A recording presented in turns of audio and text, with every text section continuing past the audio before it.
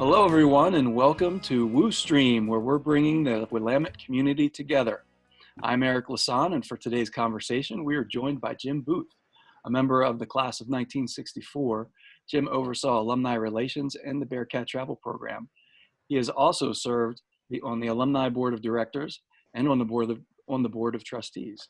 In 2009, Jim was inducted into Willamette's Athletic Hall of Fame for football, baseball, basketball, and track and field. Other awards received by Jim include the Lestle Sparks Medallion for lifetime service to Willamette and the Richard A. Buzz Yoakum Award for service to students. In this interview, we'll spend time with Mr. Willamette himself as he reminisces about life as a student, Hall of Fame athlete, and work in university advancement, including his time as Director of Alumni Relations and coordinator for the Bearcat Travel program. So Jim, it's really great to have you today. Thanks for joining us. And that seems like it's going to be an awful lot to talk about, but I can't wait to dive right in. Maybe you could just start us off with kind of something I left out, or maybe we start off with the way that your family has kind of come along with Willamette. You know, your family's kind of part of the fabric of the institution itself. So I don't know. How would you like to start us off? Well, the irony is that I didn't realize I had so many family connections when I first went to Willamette in fall of 1960. I know some people out there are thinking 1960, that was a long time ago, and I guess it was. But anyway, I went to Willamette on the recommendation of an alum, not through family, and it was such a perfect fit, and he knew it. Mike Cohen, class of '55, was a coach on an American Legion team in the summer of '59, and he's the one that I credit with steering me in the direction of Willamette, and I've never regretted it, and I'm sure he takes some pride in having done that. He is still alive, and I still talk to him every now and then. As far as family, I guess I would have to say I'm amazed. The more I have found out the depth of our family connections, and it pretty much goes back to the early 1900s. I think it even actually may go into the 1880s, but that is, I haven't really done a lot of research on that part of it. But my great grandfather was a gentleman named Robert A. Booth. In those days they went by R.A., and he was on the Willamette board from 1903 to 1943, and he had quite a good history with Willamette. Ironically, he did not go to Willamette. I'm very proud of the fact that he got an honorary doctorate, so he is an alum. But he went to Heald Business College in California, and then he went to law school at then College of Puget Sound, I think. And he, even though he hadn't gone to Willamette, he became what would be the right word?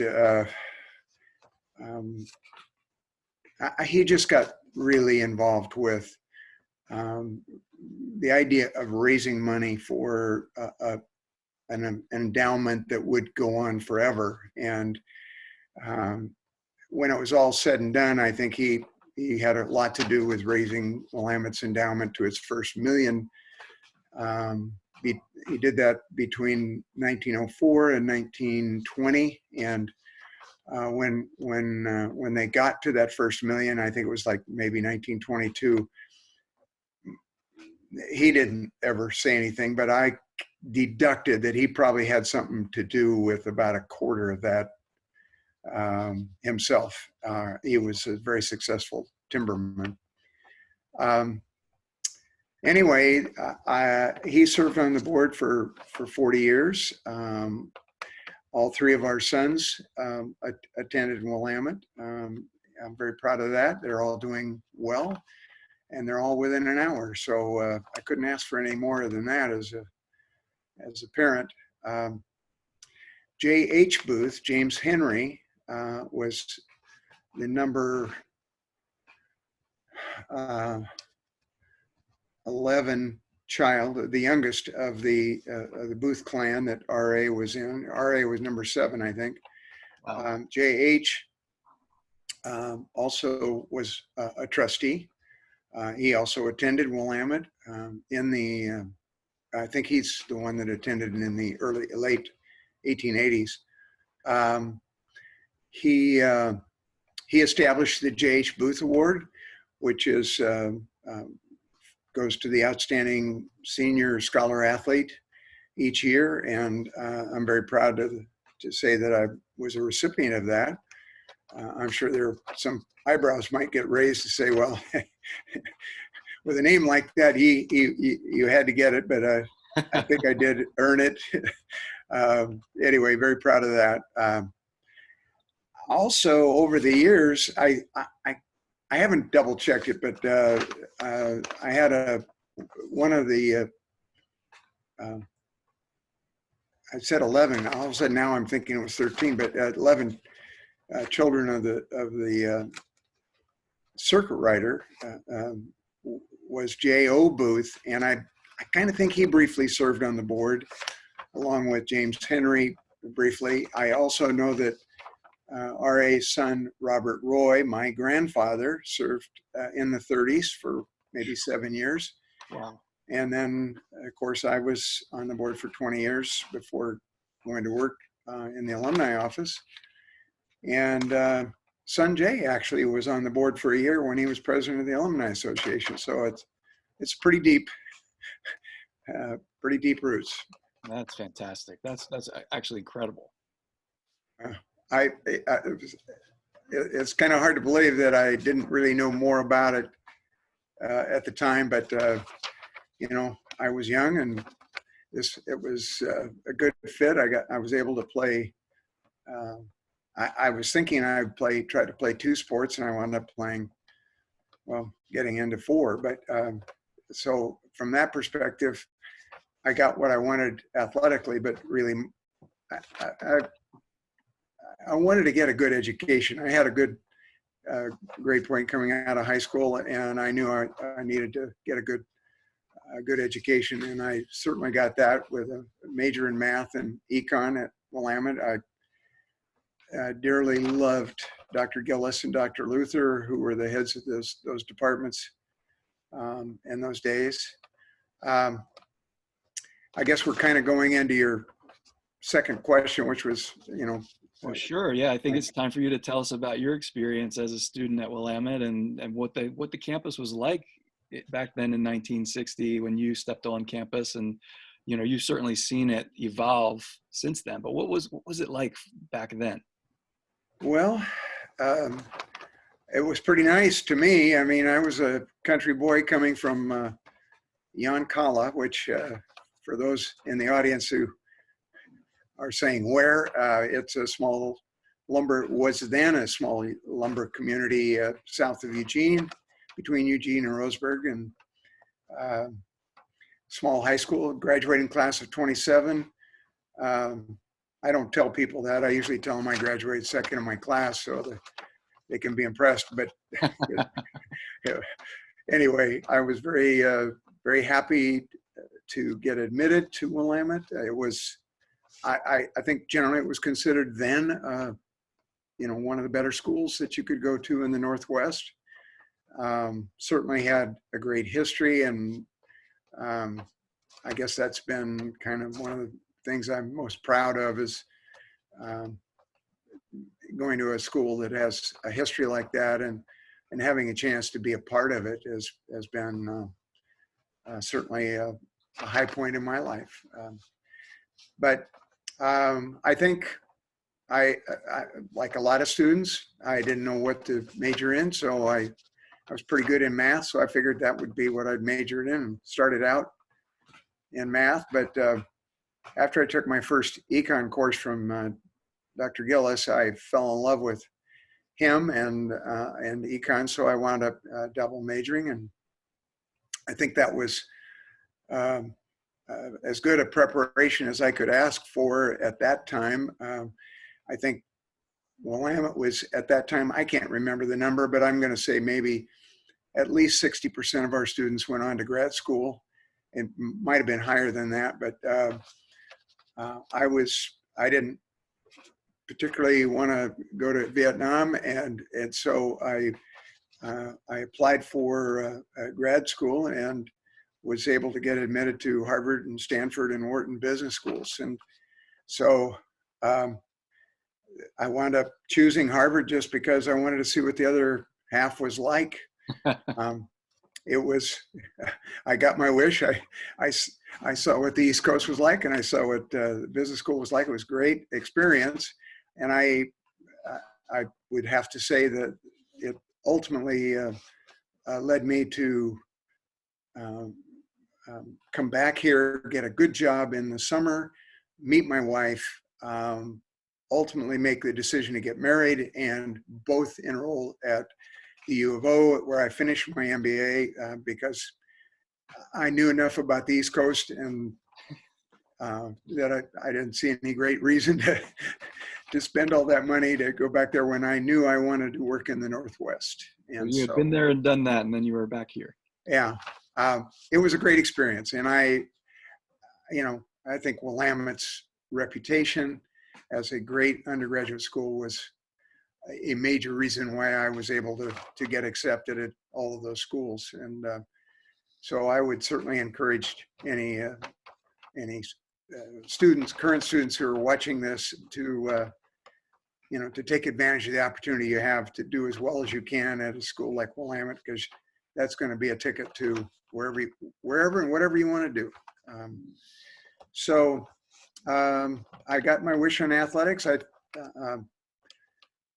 I would not have dreamed I'd wind up playing 4 different sports, but certainly it was a perfect fit because it was small college. I don't know that I could have played major college in maybe baseball or something, but I just enjoyed athletics for the camaraderie, for the exercise. I used to tell people I had a weight problem, so I had to stay busy all the time, but certainly did that. And when you add in my involvement in Greek life, it was a pretty busy schedule for 4 years. I joined the Sigma Chi fraternity, which in those days was somewhat different than it is now. There was a little bit of hazing and a little bit of other things going on that absolutely are not done now. And but it was wonderful for me. I made some of the best friends of my life. Certainly, I would say that Bob Woodle was a roommate of mine. He became best man at our wedding, and I was best man at his wedding. And to this day, we're still best friends. So you can't ask for any more than that. Excuse me, I probably should have gotten that water you were talking about. But anyway,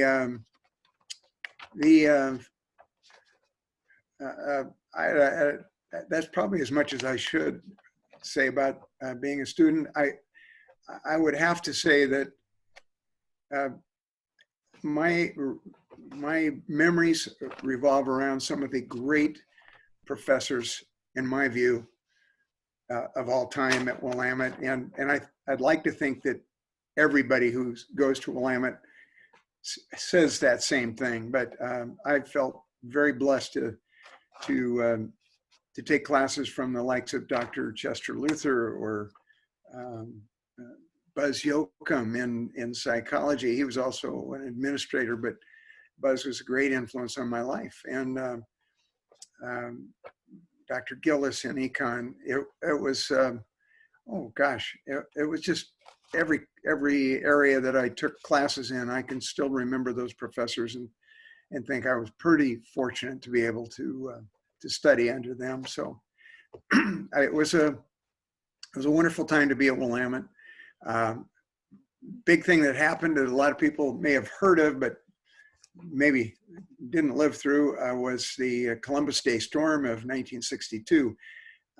I was a excuse me, a junior, and our football team was in Walla Walla for a football game with Whitman when that storm hit the campus, blew down a huge percentage of the trees, or parts of them. 105-mile-an-hour wind, if you can imagine that coming. I think it came from north to south, but it might have been the other way around. In any case, it was very traumatic to have the football team come back and see the campus in that kind of condition. But you know what? Willamette hung in there, and the campus looks absolutely beautiful today. So I think these things too shall pass, just like the current coronavirus pandemic. Yeah. So how about your time? You've kind of touched on it briefly here and there, kind of sprinkled in your time as an athlete, but with 4 sports, you've got I bet you've got some stories or a couple tidbits about what it was like to not only be, a 4-sport athlete, but, some of the kind of bigger sports in the context of the campus, especially back then. So tell us what you're doing on those teams. That's what I did. I did 4 sports through high school, so why not continue them? At Willamette, I really played 3 sports, and then my junior year we had so many baseball games rained out that the track coach invited me to come over and throw the shot and discus, and I was able to earn a letter. I love track. I missed it, but anyway, it was a great time, and I would say that the high point for me were the athletes that I played with. My goodness, there just were some, in my view, giants of Willamette's history that were playing on the football team or the basketball team or the baseball team, and I could start naming names, but then we'd finish the interview and you'd still be getting bored. But I really do mean it was an honor and a privilege to play with so many of those athletes who later became, giants in their own rights in their vocational fields. Mm-hmm. I think a lot of us felt very blessed to be able to enjoy athletics while getting a first-class education, and mm-hmm. And that shows through. And I've had the privilege of being able to see that as a subsequent alumni director, because that's what alumni directors do, is help keep track of alumni and to see what our alumni have done, and many of them former athletes. It is just so much fun to see that. And again, I could start naming names, but I won't do that. But I think they probably more than anyone would have the same feeling I do about the privilege that it was to be able to play small college athletics and yet be getting first-class education. That's awesome. What was your favorite sport to play at Willamette? Well, I don't know. I like to say I was good, not great at all of them, but probably my favorite was basketball. I just, even though I was the wrong size, I was kind of a power forward before they had power forwards and before I had any power, I suppose. But it was, so I was not particularly, I was 6'3" then. And it was just an honor and a privilege to play for John Lewis. John also coached baseball, and in those days, Ted Algrell coached both football and track and field. So I got to play for quite a bit for a couple of legends in Willamette's athletic history. But it was just something I did, and it was part of every day, whether it was practice or a game. But the way I remember it, every day was academics. Most every day was my experience in the Greek system. Mm-hmm. So I really was blessed to have such a full experience, and I would recommend, any and all of it to current and future students. If you don't try things, you'll never know from that perspective. Right. And so back at just one last thing about athletics, was Les Sparks there during that time? Was he working during that time? Well, Les was on the back end of his career, which I believe, if I'm not mistaken, was 50 years from 1920 as a student to 1970 when he retired, I think. He was the tennis coach and had a marvelous record.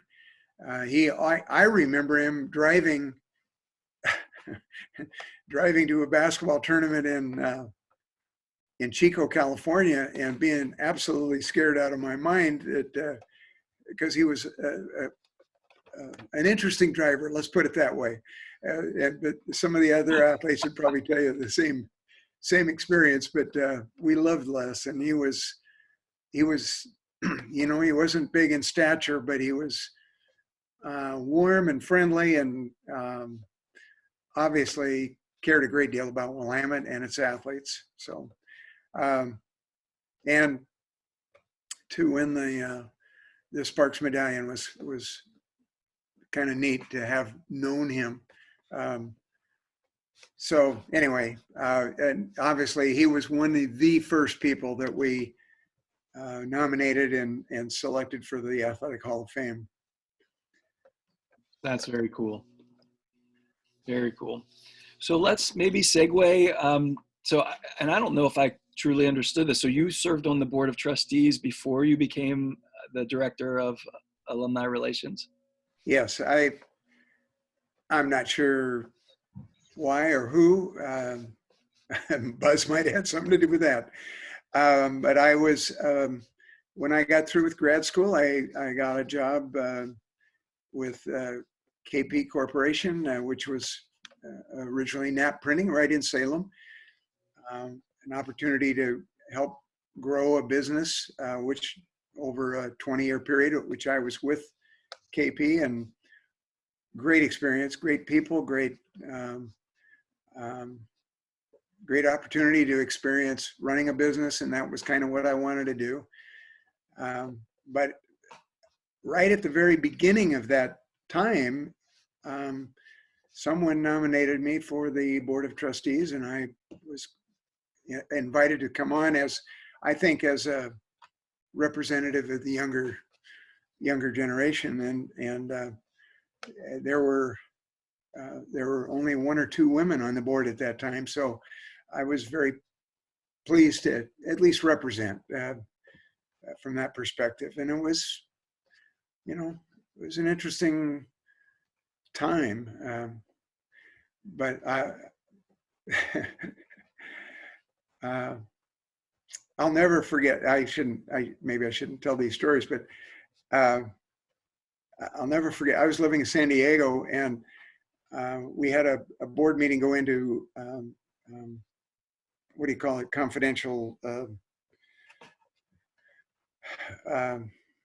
where it's just the board, no guests. Anyway, executive session, and it went on, and we were debating the merits of the then president who had come in after G. Herbert Smith, Dr. Fritz, and he had incurred the wrath of a lot of the faculty. And in fact, they had an ominous and famous infamous vote of, oh gosh, it was like 79-3 to fire him. And that came to the Board of Trustees. And long story short, we were debating this, and I had a plane to catch to get back to San Diego, and I finally raised my hand and said, "I'm sorry, I've got to head for the airport." At which point, George Atkinson, the chairman of the board, said, "Well, Mr. Booth, then I'd like to have you cast the first vote." So in front of God and everybody, I had to cast my vote, and which was to fire him. I just felt like there was just so much negativity going on as a result of that, of some of his actions and decisions, that was the right thing to do. And in fact, we did fire him. But I'll never forget that experience, because I walked out of there with a lot of sweat. Sure. I mean, that's the kind of responsibility that the trustees bear. I mean, yeah. Ultimately having to make decisions to run the institution to the best of your ability. That's a great example. Well, Willamette's been blessed with some great board members, not unrelated to the fact that many of them were alumni who went on to wonderful careers, and very, very proud of that experience, and of getting to know the people on that board who were giants in my mind. I never considered myself a giant. I grew up a lot that day, though. It sounds like it. I'm having trouble imagining being in those shoes, especially to be the one as you're trying to walk out the door to have to cast the first vote. Wow. So then after your time on the board was when you joined Advancement? Well, yes, it was. And I actually resigned from the board in order to apply for the alumni job, or to accept the alumni job. And it was a little bit of an unusual situation in that I think in those days, generally speaking, the alumni directors were very much younger. I was 47 at the time, but I was ready for a change. I felt like I'd done about as much as I could do in the printing industry, and it had been fun, but I was ready to take on something different. And I give my wife, Sandy, credit for saying, you ought to apply for that alumni job, because we knew it was open, and she said it'd be a good fit, and I hadn't really thought too much about it. But long story short, at the age of 47, which was somewhat older than most alumni directors at that time, I applied for, and it probably Mike Bennett was on the search committee. And Mike tells the story that he probably had something to do with helping them get over the fact that I was pretty old, and that I was a trustee, and that there were people in that room that were going to be going from looking at me as a candidate to looking at me as their boss, as a trustee. And that might have been a little bit hard for some people, but in the end, they selected me, and it was a great moment, because I because of my family predecessors, I was very proud to be following in some big footsteps. Yeah, well, kudos to Mike Bennett for helping that search committee to see their way clear to hire you. It was an excellent decision, as history bore out. So how many years were you in that role? Well, that was 1989, and 20 years later was when I applied for the alumni job and was able to get it, and as a result resigned at that time, which was kind of a strange thing, because I had not done alumni relations before as a job. I had done it as a volunteer in virtually every category, whether it was class reunions or regional events or um, other events. I'd been involved in a lot of things, but now all of a sudden it was my job. And Yeah. um, I will have to say right now that one of the most fortunate things that ever happened in my life was to have Cherry Knopp as the administrative assistant in that office when I took it, because I was, relatively inexperienced at administering the programs. And here she was, she had been there, I think about 10 years. And she is, if for those of in the audience that would know and remember her, she was just the perfect person for that role, and so um, humble, and yet knew so much about how to get things done. And Mhm. um, before it was done, we were very proud of what we did in the alumni office, building it up from literally a part-time position to, um, I think when I retired, there were 3 or 4 people in the office. But more importantly, I think we had programming that was comparable to other institutions that we um, um, wanted to be like. And in fact, I was able to get a leave in about 1998, I think, uh, and visit 11 other schools at, or certainly in, some would say higher than us, schools in the East, schools in the Midwest, um, to see their alumni programs and to see what we could do to emulate those programs, even though some of those schools had, 3 and 4 and 5 people. It was just Terry and I for a long time, but it was so much fun. I can't imagine alumni engagement as a two-person shop. Tell Well, tell us a story or two of how you must have had to hustle to keep everything going. you know, I hope I'm not boring people, but I mean, I think of things that we did, and they could only have happened with someone like Cherry, who could manage a lot of balls in the air, um, and maybe my humility enabled us to muddle through, because I couldn't pretend that I knew what the heck uh, how to do some of the things we did, but we got a lot of things started. An example, like the Hall of Fame, where we didn't have one, so Bill Tranbeth, the athletic director then, and I decided we'd go visit other schools, halls of fame, and take notes. Came back, put together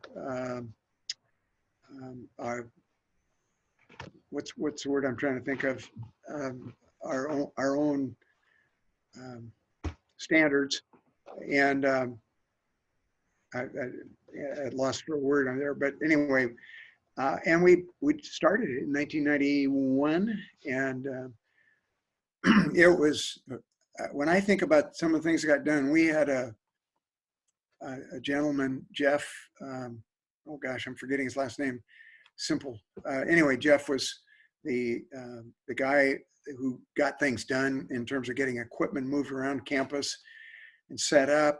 And I'll never forget what he did, setting up a huge, like a movie screen at our initial Hall of Fame banquet, where there were like 455 people in the gymnasium on the basketball floor, with this huge screen so that everybody could see what was going on, because it was a big space.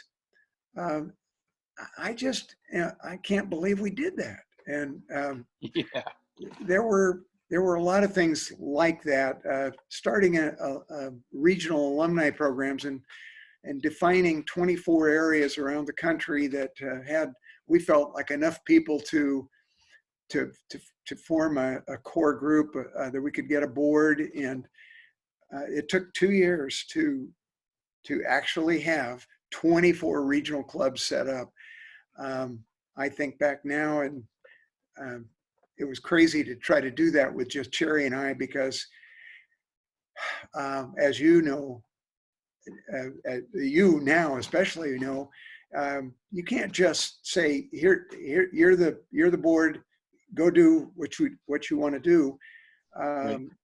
They need direction, they need help, they need support, and we were just two people. And but we gradually focused on the maybe the 8 biggest regions, and made sure that we were having programming at least maybe once a year in those areas, and then maybe once every 2 or 3 years in all of the other areas. It was a big bite, but other schools had regional programs, so we were going to have one.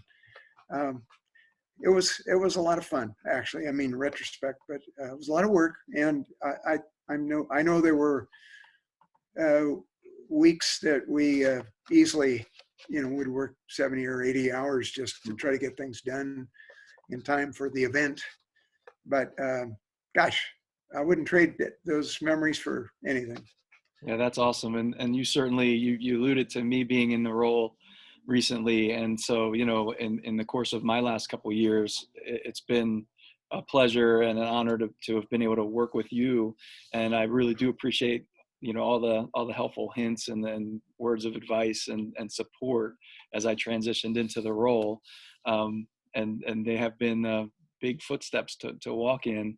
But you've kind of, since you lived the role and helped it grow and helped our whole program develop, and created the kinds of programming that created the need to have more staff and more infrastructure to support our alumni engagement. What are some of the biggest differences in kind of the program you were running to the program that you see us all running now?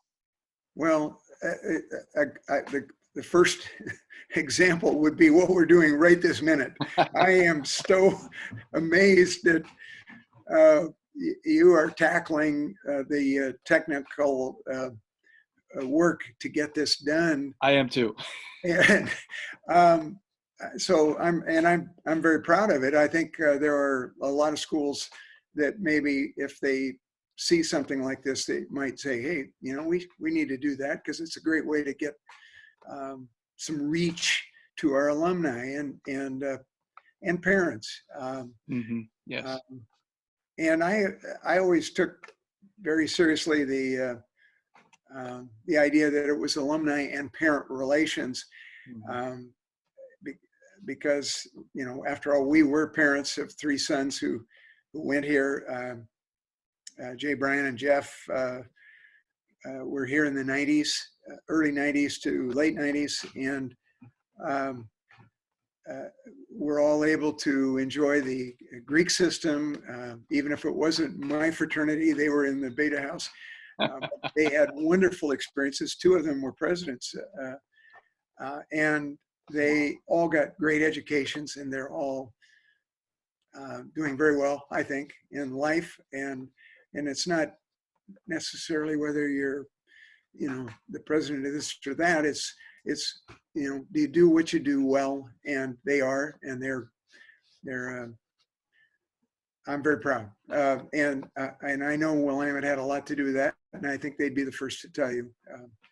So from that perspective, I think, and I would have to say, as a group, parents are surprisingly, maybe not surprisingly, are more enthusiastic, more excited about some of the things that the university does, just because it's still fairly new to them, and maybe they appreciate what it's doing for their kids. I don't know, but it's been fun seeing the parent aspect of that grow and be an important part of Willamette as a whole. Yeah. I would say the travel program was probably one of the things that it turned out to be an extension of my career, Right. because we got it started, and it took me, maybe one or two trips to realize that the quality of connection with the people on these trips, speaking as an alumni director or a director of parent relations, the quality of that connection was maybe better than anything we could do at reunion weekend, because reunion weekend, alums come back and they want to see their friends, and they enjoy themselves and have a great time. But they have a lot of 5 and 10 minute conversations, but there's not a chance to have a really deep conversation the way you have on a travel trip. Yeah. And what I began to realize is this was maybe as good a thing as we could do to offer the opportunity for alums to not only travel, but to reconnect with the university, because we could talk about whatever they wanted to talk about, what's changed, what hasn't changed. And it didn't take too long. I was looking at it the other day, and I think it was 2000. We got serious about it in 2002, probably. We had done a few trips before then, a couple of Panama Canal trips, but by 2008, we did 8 trips that year, I think. Or Wow. we scheduled 8 trips. I think we may have canceled 1 or 2 because there just weren't enough people going. And that's when we kind of began to realize, okay, don't overdo it. But to have seen that program grow to ultimately be, I don't know, I think I probably went on 75 trips to Wow. I didn't realize it was that many. That's fantastic. every continent. I don't think I've counted the countries, but it was a lot of countries. But What I were some of kept, your favorite trips? oh my gosh. Uh, well, I will never forget Patagonia the first time. That was unbelievably beautiful, and I would highly recommend that neck of the woods to anyone. There were 15 people on the first trip that we went, but there were 50 on the next trip, because the next trip was no, I think the first trip was actually the one where we took a ship around the Horn, and there were 50 people on that ship who really got a chance to see it. But we got to see it in a more in depth when we did it on land with 15 people, and that was a very special trip. But my goodness, I feel very blessed to have had a chance to see as many places as we have, and to and really, just as importantly, to reconnect those alums with Willamette, because I don't consider myself a fundraiser, but if you believe in Willamette, then you know that it's really a pretty good place to invest for the future, for future Absolutely. generations. And I can't tell you how many people traveled with us that maybe hadn't necessarily been, more than annual givers, and became major givers. And I'm very proud of that, even though I don't consider myself a fundraiser. I think the fundraising part of the alumni office can make a great contribution to cultivation of those relationships that ultimately benefits Willamette in a lot of ways, not just, the people part. But anyway, Absolutely.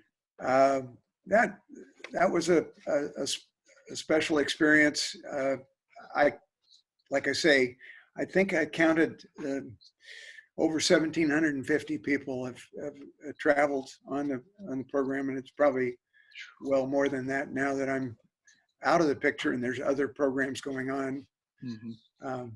So I hope it continues to grow. I do too, and I think I agree with you. It certainly is a special type of programming that we do, and it allows a depth of experience, and having done some of that kind of traveling myself, I agree with you that the type of relationships you can have and develop in the course of those experiences is pretty, it's Yeah. extremely meaningful, and just really, really fantastic. Well, as I say, the memories revolve around the people as much or more than the places. And True. um, but for someone like you to ask me to reminisce about the places, it's almost overwhelming. But I can sure bend your ear about the people part, because we had a lot of fun. And I would encourage all alums to consider future alumni travel opportunities, because they're a special chance to catch up and reconnect with the institution. Even though you're in Timbuktu, you come back maybe knowing more about the current university, and maybe who the leaders are in that, and how they can reconnect in other ways, if they want to be donors, if they want to be volunteers, Right. reunions, all the things that you are now, thankfully for me, that you are now responsible for. And I am, again, I want to thank you for uh, coming up with this idea. It's been fun for me to reminisce, but I hope people that watch it have enjoyed kind of also taking a walk through some of those memories. Yeah, and I thank you, Jim, for your willingness to have this conversation today, and capture, all these memories, and the neat thing. I think the most impressive thing about you is just the variety of lenses through which you viewed Willamette. I mean, from everything from the beginning of our conversation in terms of it, being part of your family legacy, to having the student experience, which I feel like that's quintessential. The athletic component, being a trustee, coming back and being a staff member. Now you're serving as a volunteer. It's just, you've seen that, and being a parent. So you've seen the institution from all these different angles. It's just incredible. And, now I have a deeper appreciation for why we call you Mr. Willamette, for sure. Well, thank you. And thank you for sharing that with others, because whether you're like me and can't say no to doing a lot of different things, there's something for everybody, whether you're a parent that wants to focus on the things that your kids are involved in, or your kid involved in at Willamette. There's plenty of opportunities. And I just, someday from on high, I will be watching to see what Willamette continues to grow and become. So, Yeah, our past is incredible, and I think our future is going to be at least as phenomenal, as we look forward. So I wholeheartedly agree with you on that as well. Well, I think that's all the time we have, and I just want to thank you so much, Jim, again, for spending this time with us and sharing those different memories and perspectives, and reminiscing about some of the other folks that have made Willamette such an incredible place. well, my pleasure, and thank you, Eric. It's been a pleasure, and I look forward to seeing as many alumni and parents and friends of Willamette as possible in the coming years. Awesome. And thanks also to our viewers. If you enjoyed this presentation, we'll be adding new content weekly. And please share your feedback with us and send suggestions for additional content to alumni@willamette.edu. All right, I think that's a wrap. And thanks one more time, Jim. And take care. Thank you, Eric.